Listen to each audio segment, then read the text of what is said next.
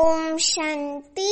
19 अप्रैल 2022 आज के बाबा के साकार महावाक्य। बाबा कहते, मीठी बच्चे, बाप है भक्तों और बच्चों की रखवाली करने वाला भक्त वत्सलम। पतित से पावन बनाकर घर ले जाने की जिम्मेवारी बाप की है, बच्चों की नहीं। अभी प्रश्न है, बाप का कल्प कल्प फर्ज क्या है? कौन सा ओना बाप को ही रहता है? उत्तर है, बाप का फर्ज है बच्चों को राजयोग सिखलाकर पावन बनाना, सभी को दुख से छुड़ाना। क्योंकि बाबा एक दुख हरता सुख करता, तो बाबा सभी को दुखों से छुड़ाते हैं।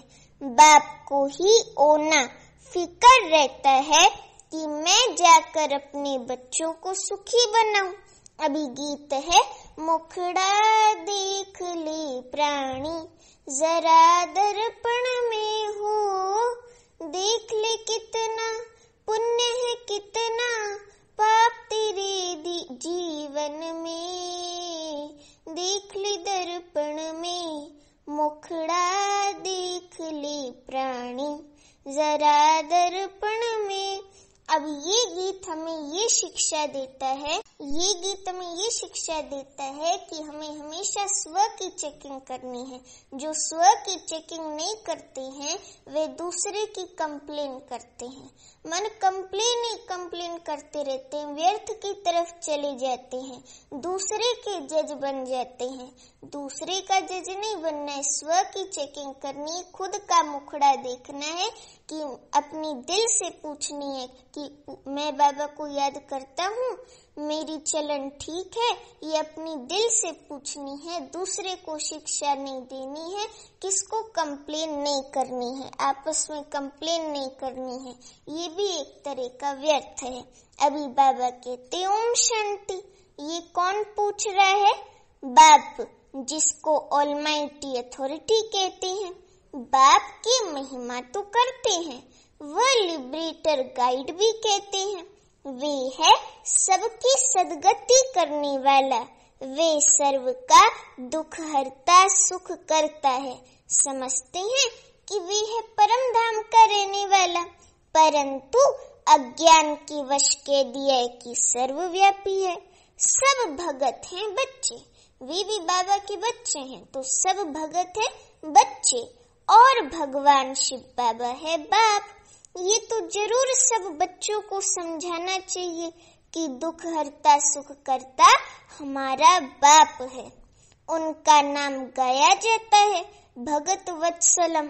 ये भगत वत्सलम नाम कोई गुरु गोसाई को नहीं दे सकते हैं।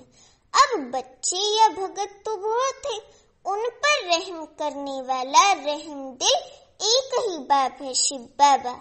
मालूम होना चाहिए, सारी दुनिया को एक बाप ही आकर सुख शांति देते हैं, समझाते भी हैं कि लक्ष्मी नारायण के राज्य को वैकुंठ व स्वर्ग कहा जाता है। इस समय कलयुग है, तो बाबा को कितना होना होगा कि मैं जाकर के अपने बच्चों को फिर से सुखी बनाऊं। तो बाबा को तो बहुत होना होगा ना, हद के बाप को भी फुरना होता है। ये तो है बेहद का बाप, शिव बाबा तो बेहद का बाप है, हद के बापों का भी बाप बेहद का बाप।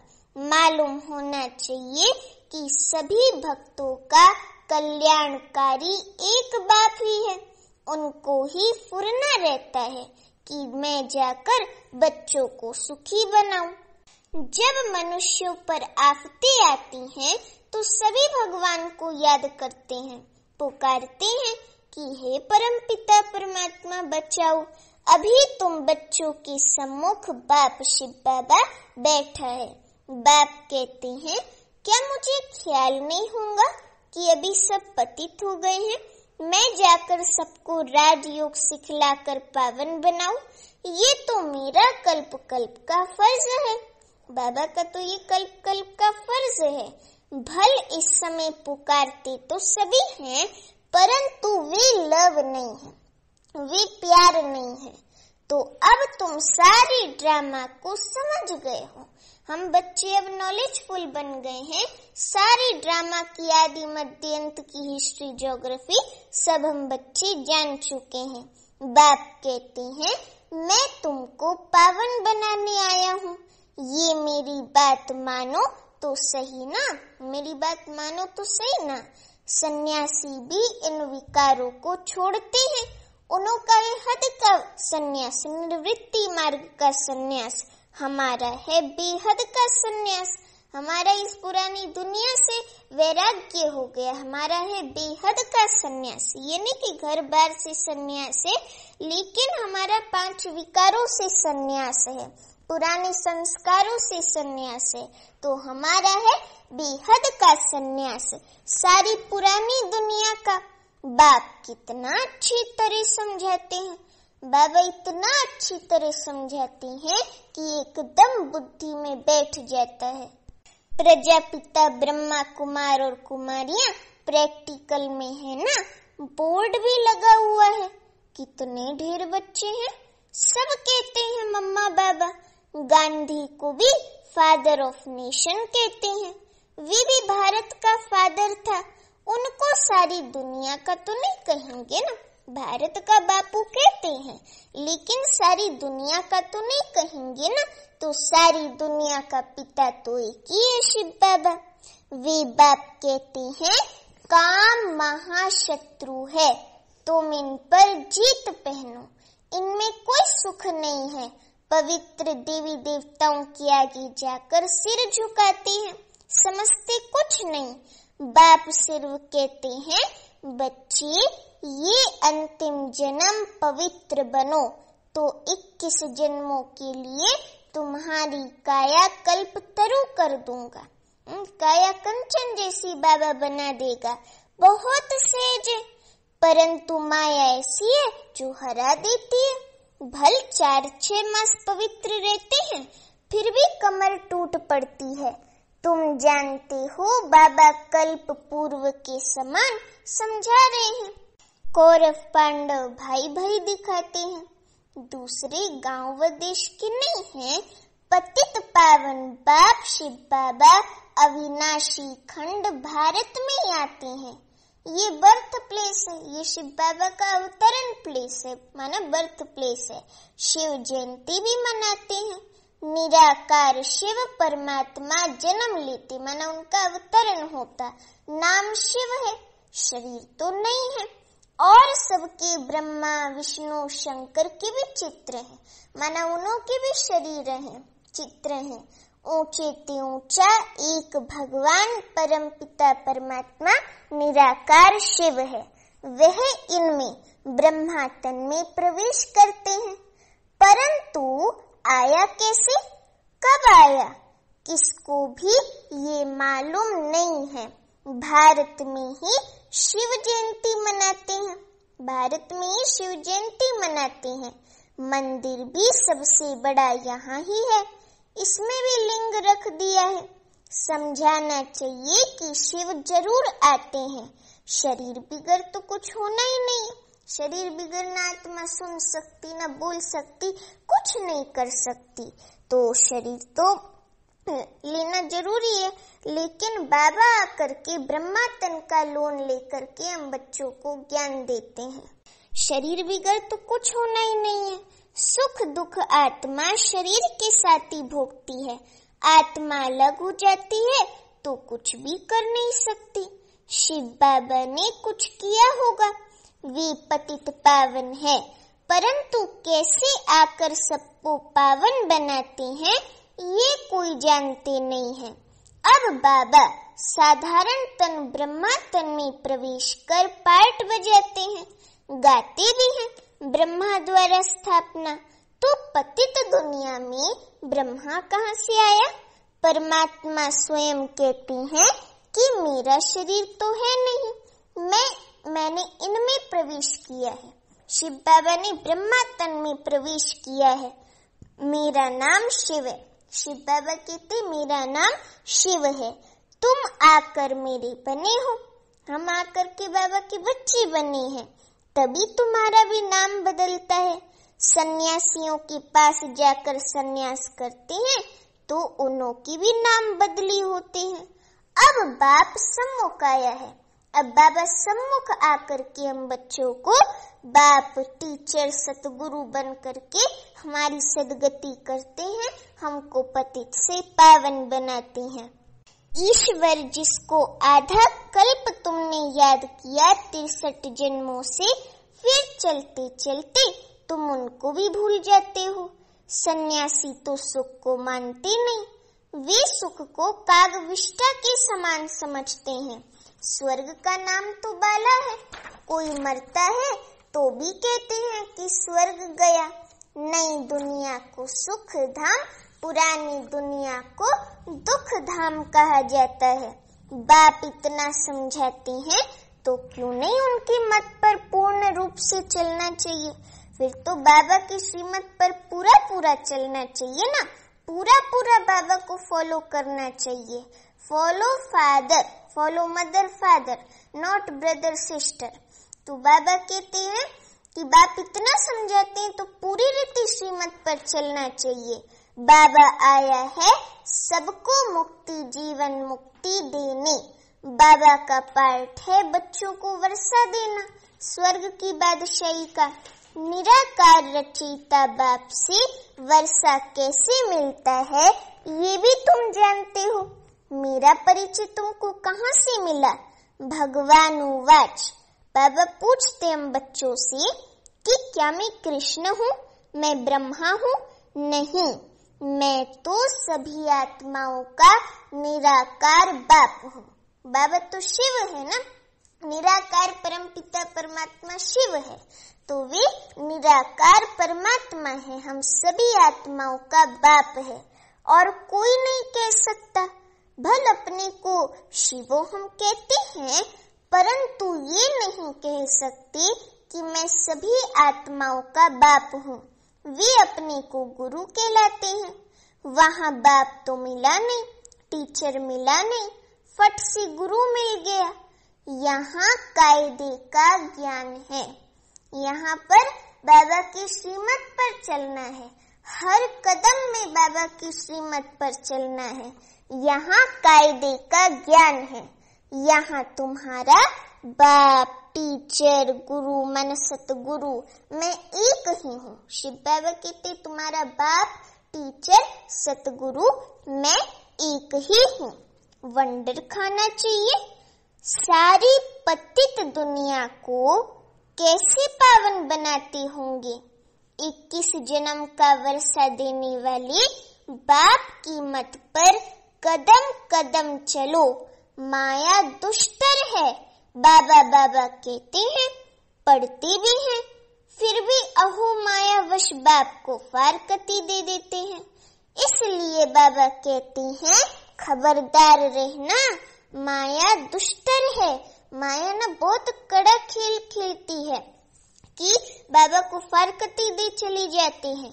इसलिए बाबा कहते हैं हम बच्चों को कि खबरदार रहना। बाप को बच्चे फारकती देवे तो कहेंगे ना कि मैंने तुम्हारी इतनी पालना की फिर भी मुझे छोड़ दिया। यहाँ तो औरों की सेवा करनी है, औरों को आप समान बनाने की। ये मदद मेरी नहीं करेंगे, फारकती दे नाम बदनाम कर देते हैं। भगवान की यूनिवर्सिटी से फारकती दे करके फिर डिससर्विस कर देते हैं, तो ऐसी बड़ी डिससर्विस नहीं करनी चाहिए। तो बाबा कहते कि कितनी मुश्किल होती है, अबलाओं पर बहुत अत्याचार होते हैं, ज्ञान यज्ञ में विघ्न पड़ते हैं, माया कितने तूफान लाती है। भक्ति मार्ग में ये नहीं होता। बाप कहते हैं सयाने बच्चे तुम मेरी मत पर चलो, बस बाबा की श्रीमत पर चलते जाओ। श्रीमत पर चलेंगे तो श्री नारायण श्री लक्ष्मी बन जाएंगे। तो बाबा इसीलिए कहते सयाने माना समझो सयाने बच्चे, हम सब नॉलेजफुल बच्चे हैं ना।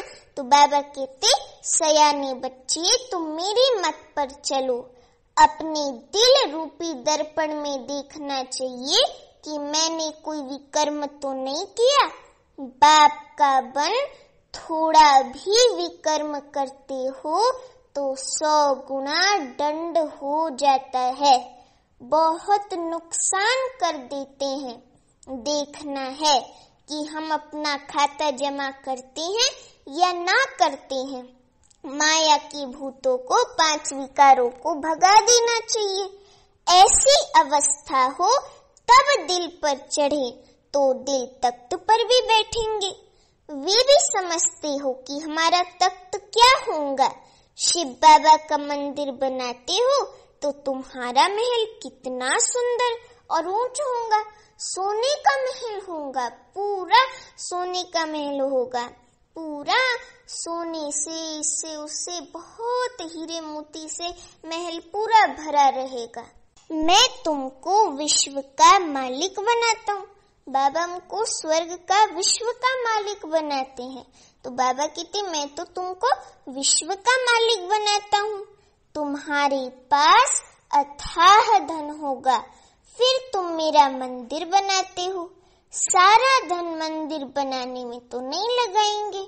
अभी तुम जानते हो कि हम विश्व के मालिक थे। वहाँ विश्व महाराजन को धनदाता कहेंगे। उसने भक्ति मार्ग में कितना बड़ा मंदिर बनाया, तुम भी बनाते हो। वहाँ द्वापर में सभी राजाओं के पास मंदिर रहता है। पहले बनाते हैं शिव का मंदिर। पहले सोमनाथ का शिव का मंदिर बना है ना, तो पहले बनाते हैं शिव का मंदिर। वे तो फिर भी उस समय अव्यभिचारी भक्ति करते हैं, एक की भक्ति करते हैं। फिर धीरे धीरे भक्ति भी भ्रष्ट होती जाती है, व्यभिचारी होती जाती है। तो फिर और देवताओं की भी भक्ति करते हैं, उनका भी मंदिर बनाते हैं। अभी बाप तुम बच्चों को कितना सत्य समाचार सुनाते हैं।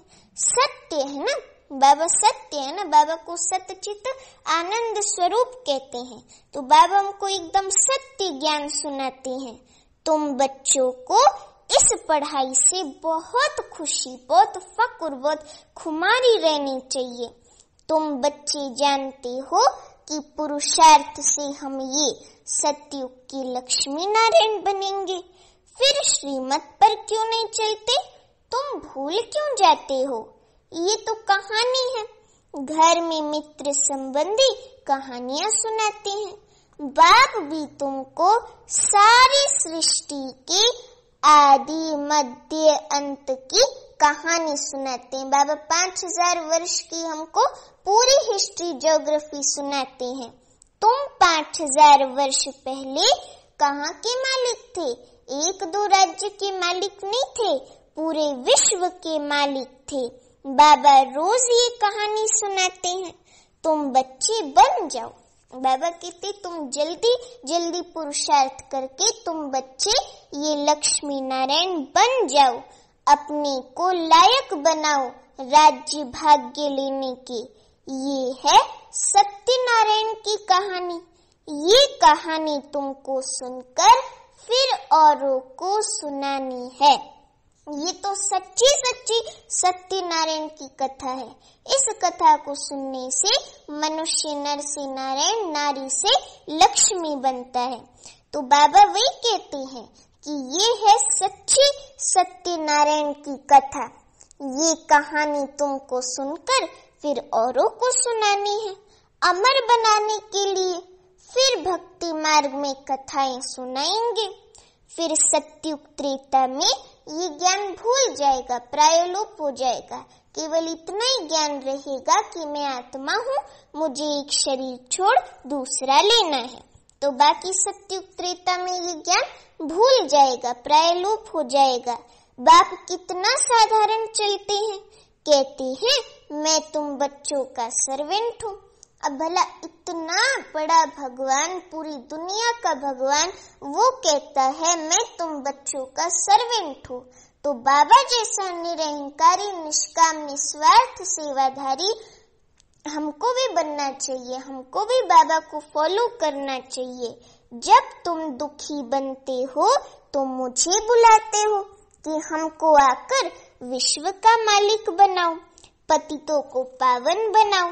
मनुष्य समझते थोड़े ही हैं, तुम समझते हो कि बाबा हमको पतित से पावन बना रहे हैं, तो बाबा को भूलना नहीं चाहिए, एक पल भी बाबा को नहीं भूलना चाहिए। तुम्हें ऊंच सर्विस करनी है, बाप को याद करना है और वापस घर परम धाम चलना है, उसके बाद राजधानी में आना है। अभी बाबा कहते, अच्छा मीठे मीठे सीखी लदे बच्चों प्रति माता पिता बाप दादा का याद प्यार और गुड मॉर्निंग। रूहानी बाप की रूहानी बच्चों को नमस्ते। अभी हम रूहानी बच्चों की रूहानी माता पिता बाप दादा को याद प्यार गुड मॉर्निंग और नमस्ते। अभी धारणा के लिए मुख्य सार। पहली पॉइंट, रोज अपने दिल रूपी दर्पण में देखना है कि कोई भी विकर्म करके अपना व दूसरों का नुकसान तो नहीं करते हैं। सयाना बन बाप की मत श्रीमत पर चलना है, भूतों को भगा देना है। अभी दूसरी पॉइंट है, बाप जो सत्य समाचार व कहानी सुनाते हैं वे सुनकर औरों को भी सुनानी है। अभी वरदान है, हर समय अपने दिल में बाप की प्रत्यक्षता का झंडा लहराने वाले दृढ़ संकल्पधारी भव। हर समय अपने दिल में बाप की प्रत्यक्षता का झंडा लहराने वाले दृढ़ संकल्पधारी भव। अभी वरदान का स्पष्टीकरण है, जैसे स्नेह के कारण हर एक के दिल में आता है कि हमें बाप को प्रत्यक्ष करना ही है, ऐसे अपने संकल्प बोल और कर्म द्वारा दिल में प्रत्यक्षता का झंडा लहराओ। सदा खुश रहने की डांस करो, कभी खुश कभी उदास ये नहीं, ऐसा दृढ़ संकल्प अर्थात व्रत धारण करो कि जब तक जीना है तब तक खुश रहना है, चाहे कुछ भी हो जाए खुशी न जाए। मीठा बाबा प्यारा बाबा मेरा बाबा, यही गीत ऑटोमेटिक बजता रहे तो प्रत्यक्षता का झंडा लहराने लगेगा। अभी स्लोगन है, विघ्न विनाशक बनना है तो सर्व शक्तियों से संपन्न बनो। विघ्न विनाशक बनना है तो सर्व शक्तियों से संपन्न बनो। अभी स्लोगन के बाद मातेश्वरी जी के अनमोल महावाक्य। टॉपिक है, परमात्मा सुख दाता है ना कि दुख दाता। मातेश्वरी जी कहते, अब ये तो सभी मनुष्य जानते हैं कि तकदीर बनाने वाला एक वही परमात्मा है। कहावत भी है कि तकदीर बनाने वाला जरा सामने तो आ, तो ये सारी महिमा अथवा गायन एक परमात्मा का है। इतना समझाते हुए भी जब कोई कष्ट आता है तो दुखी होने कारण कह देते हैं कि ये दुख सुख भला बुरा ये तकदीर परमात्मा ने बनाई है। फिर कह देते हैं कि प्रभु का दिया हुआ मीठा करके भोगना है, इसमें ही अपने को संतुष्ट रखें। अभी प्रभु का भाना दिया हुआ फल भी उनको मीठा रहने थोड़ी देता है, परंतु मनुष्यों को इतनी भी बुद्धि नहीं है कि हम परमात्मा को ये दोष क्यों देते हैं। ये दोष तो खुद मनुष्य का है। मनुष्य ने जो भी कर्म किए हैं उसे भोगना पड़ता है, तो हर एक अपने अपने कर्मों अनुसार भोगता है। फिर अगर भोगने के लिए मनुष्य को पहले समझ होनी चाहिए, इसलिए परमात्मा आकर खुद ज्ञान और योग सिखलाते हैं। अब ये कायदा है कि जो जो माया का साथ छोड़ परमात्मा का साथ लेता है तो माया फिर उनका पीछा नहीं छोड़ती है, बहुत विघ्न डालती है। अब परमात्मा के सदके जो भी कुछ सहन करते हैं वो भोगना मीठा लगती है, वो भोगना मीठी लगती है, वो हमें माइट और लाइट दे देते हैं। अब परमात्मा कहते हैं बच्ची, बिगड़ी हुई तकदीर मैं बनाता हूँ, तो मैं तकदीर को बनाने वाला हूँ। बाकी जो मनुष्य अपने आप विस्मृत करते हैं, वो अपनी तकदीर आप ही बिगाड़ते हैं। परंतु जो मनुष्य मेरे मिलने अर्थ भोगना भोगते हैं, उनके लिए जवाबदार मैं हूँ। अब वो भी तब होगा जब ऐसे कहेंगे कि परमात्मा तेरी मेरी एक मर्जी हो।